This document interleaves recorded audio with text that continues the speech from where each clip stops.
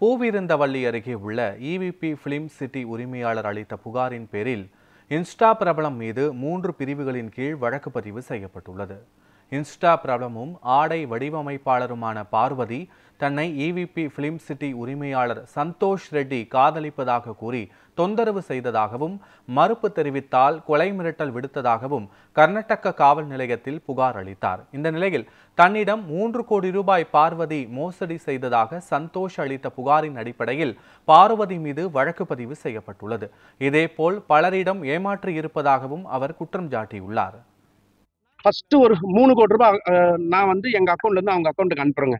யாரு பார்வதின்ற பேர் அக்கௌண்ட்டுக்கு நான் அத பிரைம் என்டர்பிரைஸ்ன்னு சொல்லிட்டு அந்த அக்கௌண்ட்டை நான் அனுப்புறேங்க.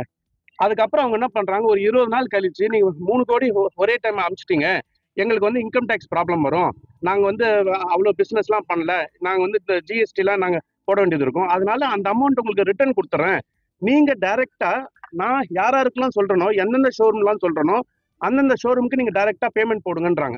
நாங்க டைரக்டா பேமெண்ட் போடுறோம்.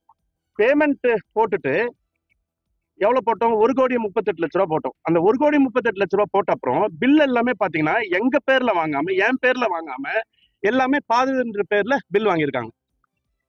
பொருளும் அவங்க கிட்ட தான் இருக்கு, பொருளும் கொடுக்கல, காசும் கொடுக்கல.